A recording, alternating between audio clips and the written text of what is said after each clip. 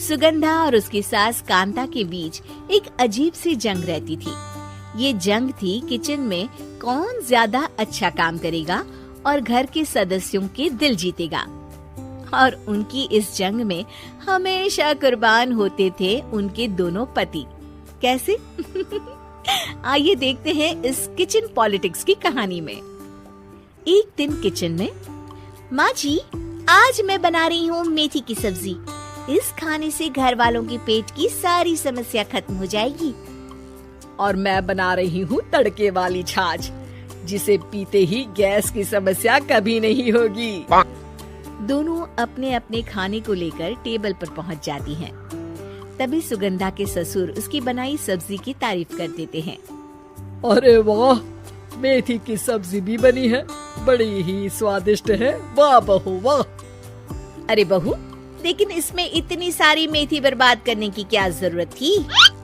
देखिए माँ जी, ये तो वो मेथी है जो आप रात में भिगोकर सुबह उसका पानी पीती हैं, और जो मेथी फेंक देती हैं, उसी से मैंने ये सब्जी बनाई है।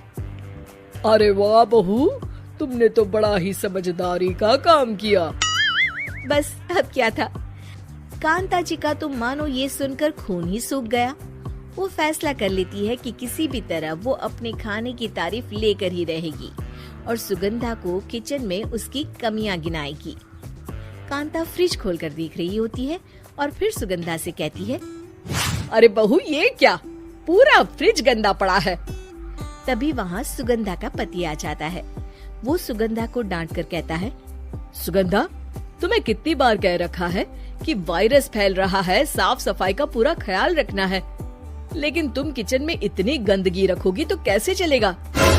सुगंधा सास की तरफ देखती है जहाँ वो मुस्कुरा रही होती है। सुगंधा समझ जाती है कि सास ने उससे बदला लेने के लिए ये सब किया है। दोनों रात के खाने की तैयारी में लग जाती हैं। दोनों ना एक दूसरे की तरफ देखती हैं और ना ही एक दूसरे से बातें करती हैं।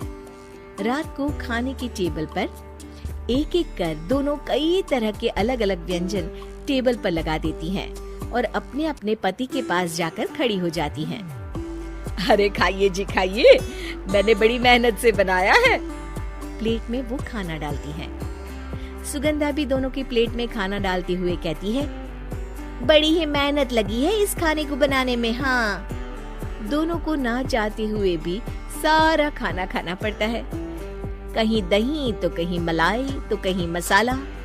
और इन सब के बाद दोनों बड़ी ही मुश्किल से अपने कमरे में सोने जाते हैं। लेकिन अगली सुबह सुगंधा का पति चिल्ला रहा होता है, हाय रे, हाय मेरा तो पेट खराब हो गया, हाय माँ बहुत दर्द हो रहा है। तो वहीं कांता के कमरे से भी कुछ ऐसी ही आवाज आने लगती है।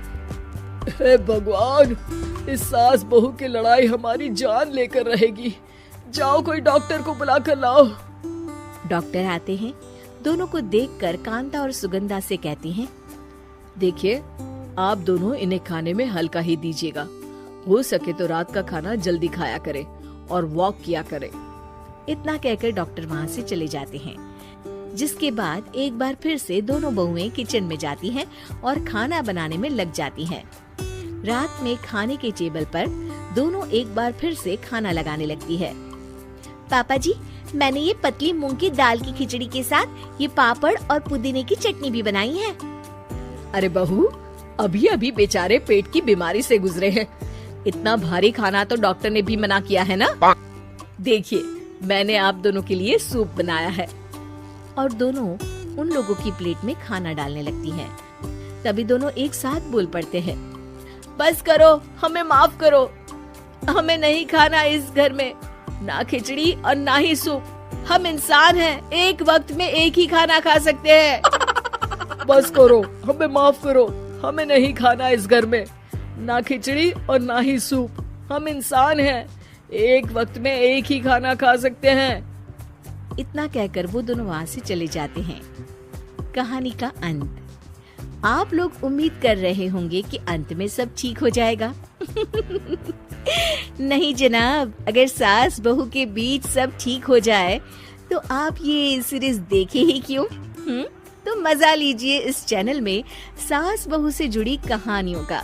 क्योंकि ये ऐसा रिश्ता है जिसकी मिठास उसकी खटास में हमेशा ज्यादा ही रहती। आप सभी दोस्तों को प्यार भरा नमस्कार। आप सभी दोस्तों को अगर मेरा वीडियो अच्छा लगा हो तो प्लीज़ चैनल को सब्सक्राइब करना और एक लाइक भी कर देना।